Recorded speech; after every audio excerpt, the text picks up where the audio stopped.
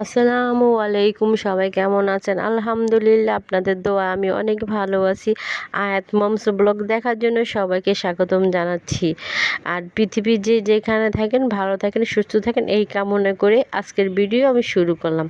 আজকের রেসিপি হয়েছে potato finger. তবে পটেটো ফিঙ্গার বানাবো আমি অন্য একটু রকম করে, সেটাই নিয়ে আসলাম আপনাদের মাঝে। আমি কিন্তু আলু এবং ডিম আমি সিদ্ধ করে নিয়েছি এবং ভালো করে সেটাকে আমি মিশিয়েও নিয়েছি। এখন আমি দিয়ে দিলাম পেঁয়াজ কুচি। পেঁয়াজের পরিমাণটা কিন্তু একটু বেশি দিব, যাতে পেঁয়াজটা মুখে লাগে। দিয়ে দিলাম কাঁচামরিচ।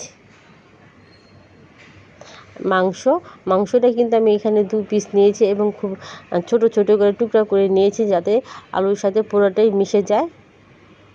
লবণ অবশ্যই কিন্তু স্বাদ মতো, কারণ লবণ যেমন স্বাদ বাড়ায় আবার তেমন কিন্তু লবণ কিন্তু স্বাদ কমায়ও। যদি ঠিক মতো হয় তাহলে কিন্তু স্বাদ বাড়ায়, আর যদি বেশি হয় সেটা কিন্তু খারাপ করে। এখন আমি দিয়ে দিলাম গরম মশলা, এলাচি, হালকা একটু গোলমরিচের গুঁড়া একসাথে মিশানো। এখন আমি হাত দিয়ে কিন্তু ভালো করে মেখে নিব, না হলে কিন্তু আবার ভালো লাগবে না। মানে ভালো করেই মাখতে হবে। এখন আমি একটু দিয়ে দিব সরষের তেল। সরষের তেলটা দিলে কি হয়, আমি যখন খাবো তখন একটু কামড়ের সাথেই কিন্তু আমার ভিতর থেকে একটা সরষের তেলের যে একটা ঘ্রাণ, সেটা কিন্তু আসবে। আর সেটা আসলে কিন্তু খাওয়াটা কিন্তু আরও বেশি মজাদার হয়ে যাবে। এই যে আমি কিন্তু সরষের তেল মেখে নিলাম। এখন আমি ছোট ছোট গোল গোল করে নিব, যাতে কোনোটা কম আর ছোট না হয়, এক রকমের যাতে হয়। এই যে আমি করে নিলাম। এখন কিন্তু আমি একটা কাঠির ভিতরে দিয়ে দিব। আমি আগেই বলেছি পটেটো ফিঙ্গার কিন্তু অনেক রকম বানানো যায়। আজকে কিন্তু আমি আইসক্রিমের মতো পটেটো ফিঙ্গার বানিয়ে নিব। আমি কিন্তু 4-5টা বানিয়ে নিয়েছি এবং বাকিগুলো আমি বানিয়ে নিব। আমার কিন্তু সবগুলোই বানানো শেষ। যেহেতু আমরা 2জন মানুষ, আমাদের কিন্তু পরিমাণটা এত প্রয়োজন নয়, অল্প হলেই কিন্তু হয়ে যায়। তো এখানে যা আছে আমরা 3জন খেতে পারবো অনায়াসে।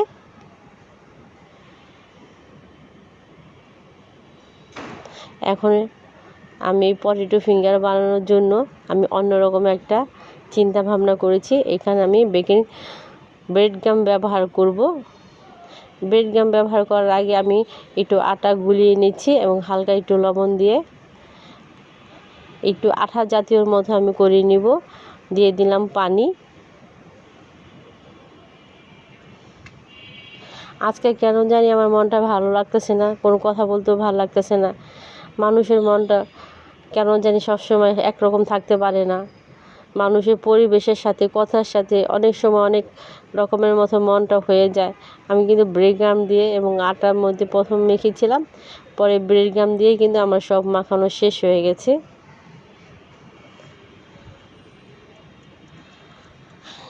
জীবনটা যদি নিজের হাতে চলা যেত তাহলে মনে হয় অনেক ভালো হতো, কারণ জীবনটা নিজের হাতে কিছুই নেই। আমি কিন্তু ভাজা শুরু করে দিলাম, একে একে সবগুলো ভেজে নিব এভাবে। আমার কিন্তু ভাজা শেষ এবং দেখতে কিন্তু অনেক সুন্দর হয়েছে, আপনারা দেখলে বুঝতে পারবেন। এখন টমেটো সস লাগে যদি খাওয়া যায় তাহলে তার কোনো কথাই নাই, বিকেলের নাস্তা একদম ভরপুর হয়ে যাবে। এইভাবে কিন্তু আপনারা বাসায় বানিয়ে খেতে পারেন। অবশ্যই খেয়ে দেখবেন, আমার রেসিপিটা ফলো করে, তবে অবশ্যই মজা লাগবে, এটা আমি গ্যারান্টি দিয়ে বলতে পারি। সবাইকে অনেক অনেক ধন্যবাদ। আসসালামু আলাইকুম। সবাই আমার ভিডিওটি দেখবেন আর আমার পাশে থাকবেন, আর আমাকে সাবস্ক্রাইব করে দিবেন। আমাদেরকে এগিয়ে যাওয়ার জন্য সাহায্য করুন। Help me.